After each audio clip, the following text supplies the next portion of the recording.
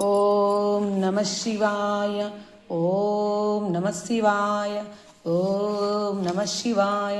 ఓ కార్తీక దామోదర, నేను చేయు కార్తీక మాస వ్రతమునకు ఎట్టి ఆటంకములు రానియక చూడుము తండ్రి.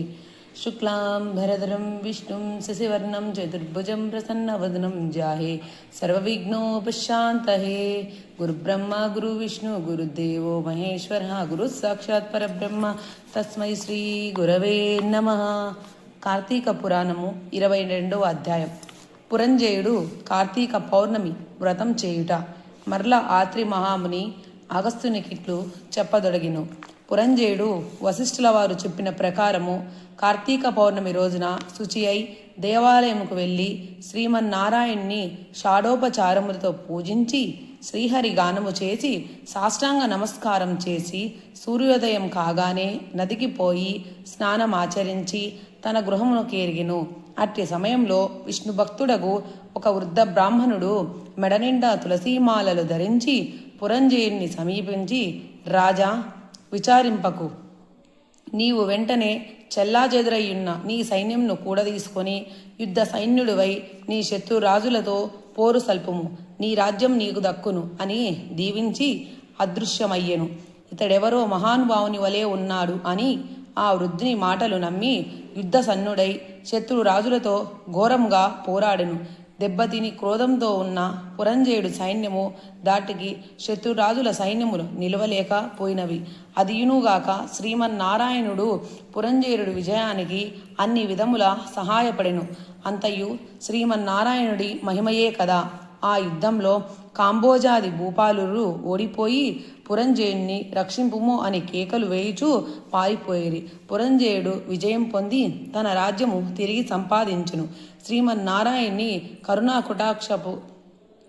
కటాక్షము వలన పాత్రులై వారికి శత్రుభయం కలుగుతుందా? విషం త్రాగిన అమృతమే అగును.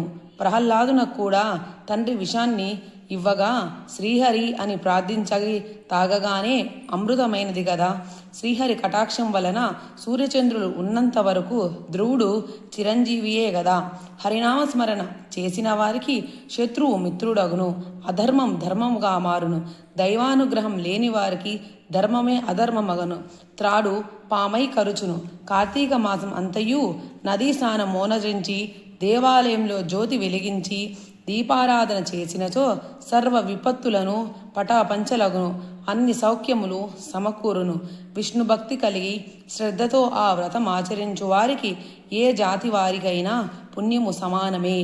బ్రాహ్మణ జన్మ ఎత్తి సకల శాస్త్రంలో చదివి కూడా విష్ణు భక్తి శూన్యమైనచో శూద్ర కులముతో సమానమగును.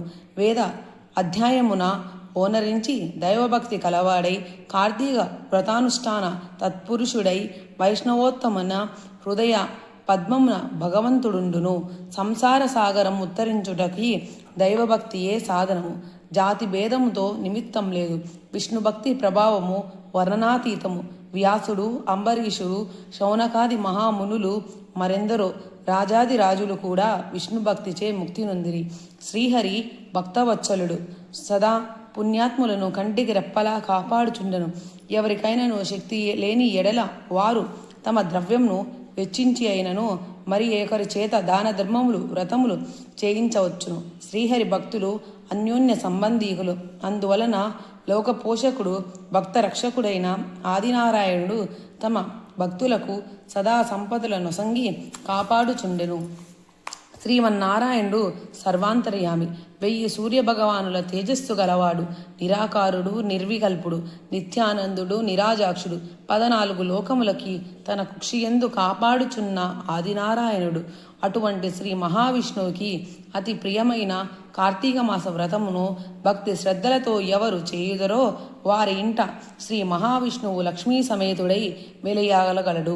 ఆ ఇల్లు సిరి సంపదలతో కలకాలు మాడుచుండెను. కార్తీక మాసములో శుచియై పురాణ పఠనం చేసినచో పితృదేవతలు సంతసించెదరు. వారి వంశం ఎంతో తరించును. ఇది ముమ్మాటికి నిజం. ద్వావింశాధ్యాయం 22వ రోజు పారాయణం సమాప్తము. ఓం నమ శివాయ. ఓం నమ శివాయ. ఓం నమ శివాయ. ఓ దామోదర, నేను చదివిన కార్తీక మాస వ్రతం పురాణములో ఏదైనా తప్పు ఉన్నచో క్షమించు స్వామి. ఓం నమ శివాయ. ఓం నమ శివాయ.